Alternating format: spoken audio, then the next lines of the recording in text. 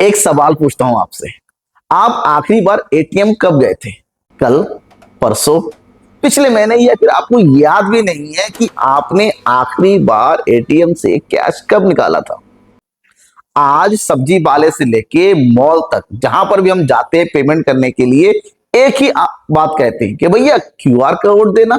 कुछ साल पहले तक हमारी इकोनॉमी कैश इकोनॉमी थी। मतलब हमें अगर 10 रुपए का भी पेमेंट कहीं देना है तो हमें पर्स निकालने की जरूरत पड़ती थी। अगर पर्स में कैश ना हो तो घर से निकलने में भी हिचकिचाते थे।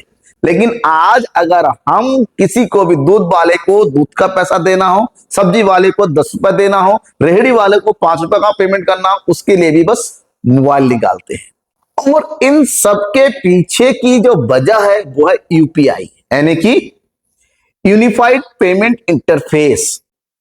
आज के आधुनिक समय में भारत दुनिया का नंबर 1 ऑनलाइन पेमेंट का जो है जरिया बन गया है। अब इसके पीछे का एक फैक्ट भी सुनिए। नोटबंदी के बाद से भारत ने जिस तरह से डिजिटल पेमेंट में एवोल्यूशन किया है, उसमें जो इंक्रीज हुआ है, इसके बारे में एक छोटा सा डेटा मैं लेके आया हूं। आज लगभग हर महीने 18 बिलियन से ज्यादा ट्रांजैक्शन यूपीआई के थ्रू होता है और इसकी जो टोटल वैल्यू है वो 25 लाख करोड़ से भी ज्यादा है।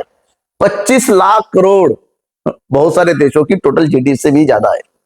लेकिन सबसे बड़ा सवाल यह है, क्या यूपीआई ने कैश को पूरी तरीके से रिप्लेस कर दिया है?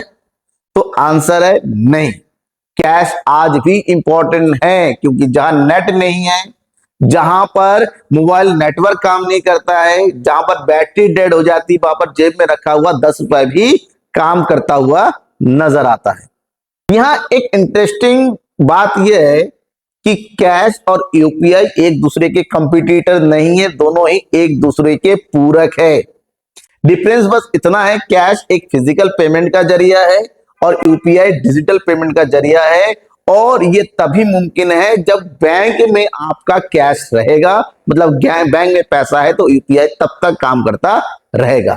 कहने वाली बात है कि यूपीआई ने कैश को रिप्लेस नहीं किया है, यूपीआई ने कैश के ऊपर हमारी जो डिपेंडेंसी है उसको कम कर दिया है। आप बताइए, आप डेली कितना ट्रांजैक्शन यूपीआई के थ्रू करते हैं, या आज भी आप कैश पर ही डिपेंड है? कमेंट बॉक्स में कमेंट करके जरूर बताइएगा।